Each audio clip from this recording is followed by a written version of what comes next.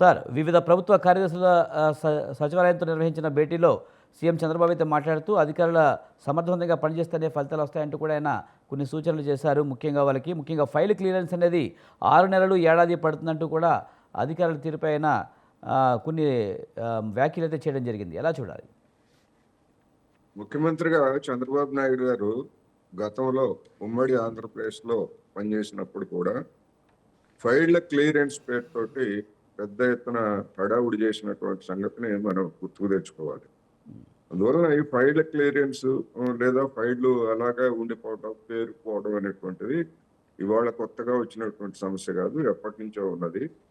ముఖ్యంగా మంత్రులుగా ఉన్నటువంటి వాళ్ళు లేదా ముఖ్యమంత్రులుగా ఉన్నటువంటి వాళ్ళు చేసేటువంటి పర్యవేక్షణ ఒక ఎత్తు అయితే, ఆర్థిక అంశాలకు సంబంధించినటువంటి స్పష్టత లేకపోవడం, లేకపోతే ఆర్థికంగా నిధులతో ప్రమేయం ఉన్నటువంటి వాటిని ఏ విధంగా పరిష్కరించాలో తెలియక అలాగే పెట్టేటువంటి ధోరణి కూడా అధికార యంత్రాంగంలో ఉంటుంది.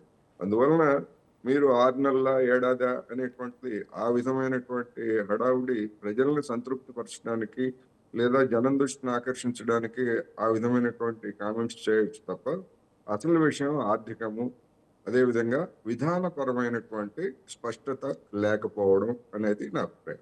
అందువలన చంద్రబాబు నాయుడు గారు తనకున్నటువంటి రాజకీయ లేదా పరిపాలనా అనుభవంతో అలాంటి విషయాల మీద కేంద్రీకరించి మంత్రులను కూడా ఆ మేరకు అవసరమైనటువంటి శిక్షణ ఇస్తారా, లేకపోతే అవగాహన కల్పిస్తారా, ఏమిటనేటువంటిది ఎలా అయినా కానివ్వండి, ఈ ఆయన చెప్పినటువంటి దస్త్రాల కదలిక అనేది తక్షణం జరగాలనేది నా అభిప్రాయం.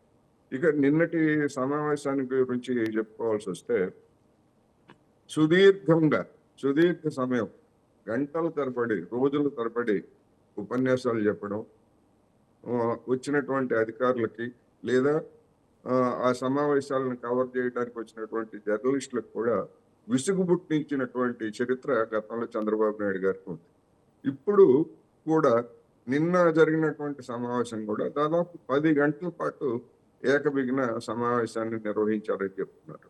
మామూలుగానే అలాంటి సమావేశాలు కావచ్చు లేదా ఏదైనా సమావేశాలు కావచ్చు, కొన్ని గంటలు ఉంటేనే సమావేశాల్లో పాల్గొన్నటువంటి వాళ్ళకి బుర్రలు సక్రమంగా పనిచేస్తాయి.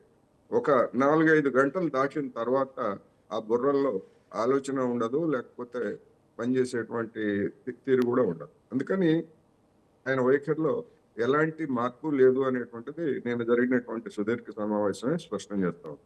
కానీ ఈ సదస్సులో ప్రధానంగా 1995 నుంచి 2024 వరకు కూడా రాష్ట్రంలో ఒకే ప్రభుత్వం ఉంటే కూడా కొంతవరకు వార్షిక సగటు వృద్ధి రేటు ఎంతో ఎక్కువగా ఉండేదని కూడా ఆయన కొన్ని కామెంట్స్ చేయడం జరిగింది. నిజంగా అన్ని సంవత్సరాలు ఒకే ప్రభుత్వాన్ని కంటిన్యూ చేసే పరిస్థితి ఉంటుందంటారా?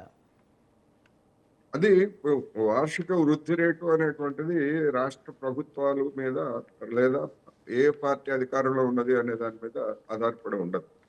దేశంలో ఉన్నటువంటి పరిస్థితులు లేదా పారిశ్రామిక వ్యవసాయ రంగాలు, ముఖ్యంగా వ్యవసాయ రంగానికి వస్తే వర్షాలు పడ్డాయా, లేకపోతే కరువు పరిస్థితులు ఏర్పడ్డాయా అనేటువంటి దాని మీద వ్యవసాయ రంగం ఉంటుంది. ఇక పారిశ్రామిక సేవా రంగాలకి సంబంధించినటువంటి చూస్తే భారతదేశం మొత్తంగానే పారిశ్రామిక రంగంలో గడిచినటువంటి 10 సంవత్సరాలుగా దేశం మొత్తంగానే జీడిపిలో దాని వాటాని కనుక చూస్తే ఎదుగు బతుకు లేకుండా ఉంది. కొన్ని రాష్ట్రాల్లో కొంత మెరుగ్గా ఉండొచ్చు, కొన్ని రాష్ట్రాల్లో బాగా దిగజారి ఉండొచ్చు. అందువల్ల దేశం మొత్తంగానే పారిశ్రామిక రంగం అనేటువంటిది ఉత్సాహంగా లేదు అనేటువంటిది మనం చూస్తున్నాం. దాని ఫలితంగానే జీడిపిలో కూడా వృద్ధి రేటు పడిపోయింది. దానికి భిన్నంగా ఆంధ్రప్రదేశ్ ఉండజాలదు అనేది కూడా మనకి, ఎందుకంటే ఆ పరిశ్రమల విషయంలో కూడా ఆంధ్రప్రదేశ్లో చాలా తక్కువ స్థాయిలో పరిశ్రమలే తక్కువ, ఆ పరిశ్రమల్లో కూడా వృద్ధి రేటు చాలా తక్కువగా ఉందనేటువంటిది మనకు కనిపిస్తా ఉంది. అందుకని దాన్ని ఏ విధంగా ఉత్తేజపరుస్తారు, లేకపోతే ఏ విధమైనటువంటి ముఖ్యంగా మార్కెటింగ్ సౌకర్యం అనేటువంటిది పరిశ్రమలు వాటి ఉత్పత్తులకి ముఖ్యం. అది ఒక రాష్ట్ర ముఖ్యమంత్రి చేతుల్లో ఉండదు అనేది మనం గమనించాలి. అందుకని ఎవరైనా భ్రమలు కల్పిస్తే, చంద్రబాబు నాయుడు గారితో సహా ఎవరైనా భ్రమలు కల్పించేట్లయితే అది చివరకు వాళ్ళకే ఎదురు తన్నేటువంటి అవకాశం ఉందనేది మనం గమనించాలి.